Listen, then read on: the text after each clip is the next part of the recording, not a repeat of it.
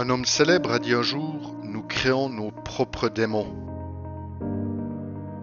Qui a dit ça, ça veut dire quoi? Peu importe, je le dis parce qu'il l'a dit, voilà tout. Et comme il était célèbre, ça fait un type connu et un inconnu qui disent la même chose. Je n'ai pas... Bon, je recommence. On reprend tout depuis le début.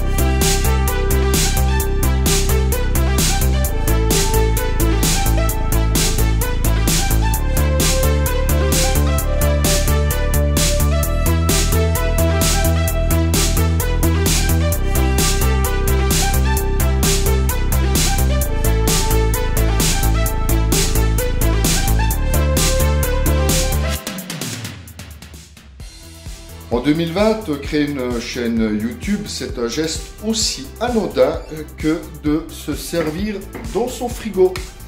Il suffit juste d'avoir l'idée sur quel contenu en retirer. En ce qui me concerne, c'était la myrmécologie. Bon, la saucisse, c'est pas mal non plus.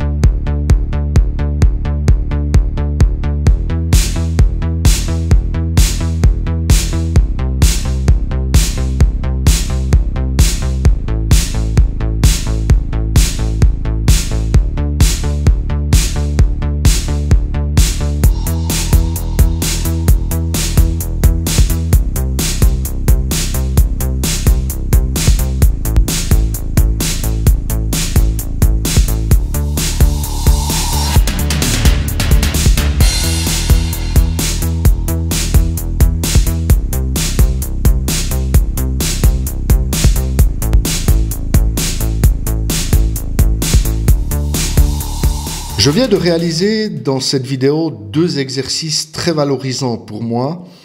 C'est grâce au montage vous montrer de belles images de mes colonies et couper en rondelles cette saucisse.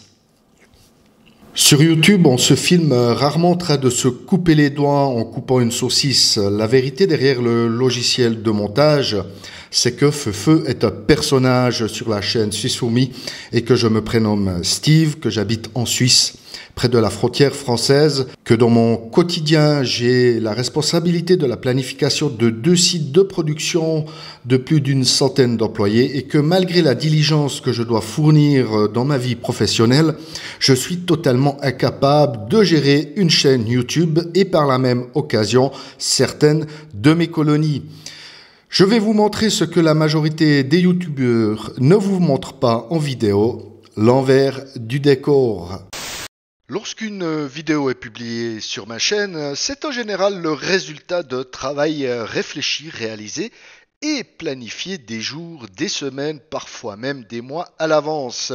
Mis à part les lives, aucune vidéo n'est réalisée le jour même de sa diffusion. C'est des heures de travail d'écriture, de réalisation et de montage. Chaque vidéo est également un investissement financier, que ce soit dans le matériel ou les logiciels nécessaires à la conception de l'idée que je me fais d'une vidéo. Malheureusement, le résultat de ce travail est parfois anéanti d'un simple clic sur YouTube par une personne estimant que vous avez utilisé un élément lui appartenant dans votre vidéo ou simplement sur une miniature comme ce fut mon cas dernièrement. Le tout d'un geste simple et anodin sans aucune preuve de paternité fournie. J'ai créé par ma seule et unique erreur mon premier démon. Alors présenté comme ça, on pourrait croire que je me plains sur mon sort, que je dénonce la personne qui d'un simple clic a anéanti tout mon travail, alors que la problématique n'était que sur un petit élément de ma miniature. Or, ce n'est pas le cas. Puisque j'ai pris contact avec cette personne, estimant que la sanction était relativement sévère et que je voulais corriger le tir, cette personne m'a quand même ouvert les yeux. Nous avons eu des échanges très constructifs et je l'en remercie infiniment. Merci de m'avoir répondu. Merci pour les échanges intellectuels très fructueux que nous avons eus. Ça va me permettre de m'améliorer à l'avenir sur ma chaîne YouTube et de mieux la gérer. Cette personne m'a quand même ouvert les yeux puisque moi j'estime d'avoir une petite chaîne YouTube insignifiante, une chaîne qui n'est pas monétisée, donc je ne gagne aucun argent avec cette chaîne. Elle me coûte de l'argent comme vous avez pu le voir plus tôt dans la vidéo.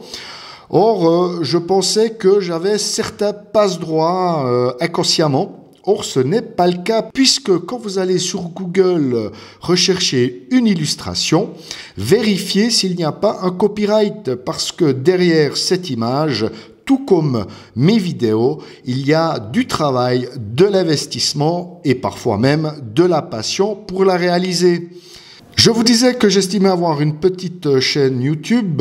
À l'heure où je fais cette vidéo, nous sommes plus de 800 abonnés. Je vous en remercie d'ailleurs. Et si je fais la comparaison, eh bien 800 abonnés, ça remplit toute la salle des fêtes de ma commune. Donc c'est quand même une responsabilité et pas simplement un geste anodin d'avoir une chaîne YouTube. Il faut en être digne et j'espère l'être à l'avenir. Ma chaîne YouTube m'a permis également de rencontrer des personnes fantastiques dans la myrmécologie, de passer des bons moments de rigolade. Et tout ça, bien sûr, on le partage sur nos différentes chaînes YouTube. Et c'est vraiment des moments sympathiques et enthousiasmants. Or, malheureusement, c'est pas toujours le cas. La première des vérités, c'est que, eh bien, on n'est pas prophète dans son pays, comme vous pouvez le constater, c'est carrément lamentable. Et ce constat est allé au point que j'ai même reçu des propos désobligeants sur ma page personnelle Facebook de personnes de ma région en lien avec mes activités sur ma chaîne YouTube. Par contre, c'est vrai que je n'ai plus jamais recroisé ces personnes dans mon entourage.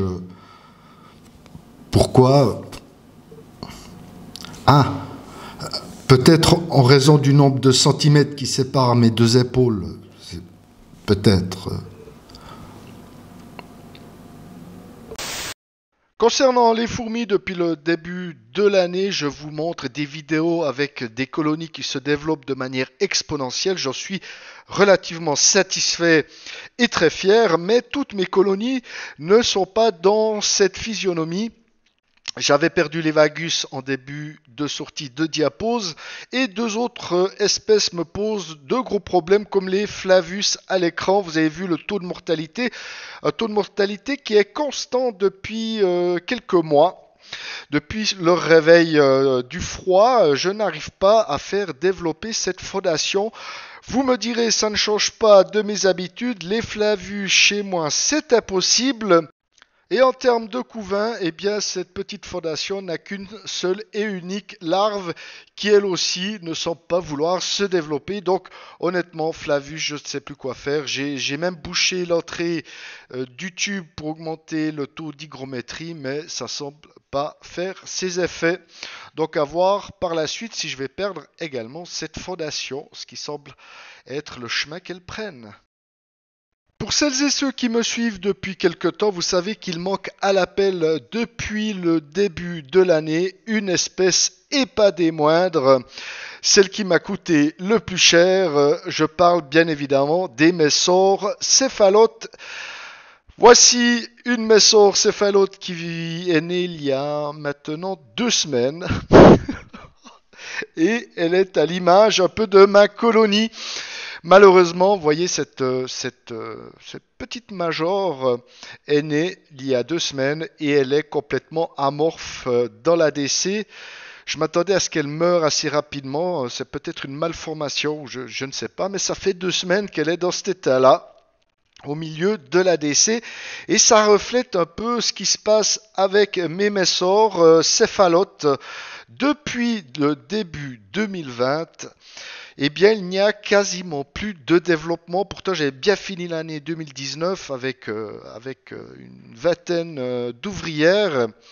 Mais l'année 2020 semble compliquée pour ces Messor céphalotes. Finalement, je ne sais pas si cette période coïncide in natura à une pause naturelle pour cette espèce en Afrique.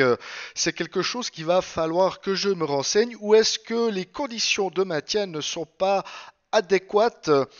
Apparemment, d'après ce que j'ai pu voir, je devrais être dans les clous pour cette espèce. À voir par la suite. Il va vraiment falloir que je me penche sur cette problématique si je n'ai pas envie de vivre une grosse déception avec ces Messor céphalotes. Voilà, moi j'avais envie vraiment d'être transparent dans cette vidéo, j'avais envie de vous montrer que non, tout ne se passe pas très bien, que ce soit avec les fourmis, que ce soit avec ma chaîne YouTube, mais aussi avec un peu tout ce qui s'entoure. J'espère que cette vidéo vous aura malgré tout intéressé. C'est clair que ça sort un peu des sentiers battus, mais j'avais envie de vous montrer un peu une autre approche de la chaîne Suisse Fourmi. Et j'espère que je n'ai pas été trop plaintif tout au long de cette vidéo. Donc on va se quitter sur ces images en espérant que ces Messor céphalotes reprennent du poil de la bête et que tout le matériel que j'ai déjà anticipé pour elles ne soit pas vain. Je vous remercie encore de me suivre, je vous remercie de me soutenir, je vous remercie pour tous les commentaires, tous les likes et surtout tous les abonnés qui ont rejoint la chaîne ces dernières semaines. Voilà les amis, portez-vous bien et plein de bonnes choses pour vos colonies. S'il fallait que j'emballe le tout dans un paquet cadeau, je crois que je dirais que ma chaîne n'a jamais été une chose anodine ou un passe-temps. C'était un cocon. Et maintenant, je ne suis plus Steve. On peut me critiquer, se moquer de moi, oui. Il y a une chose qui est certaine. Je suis Feu de la chaîne Suisse Fourmi.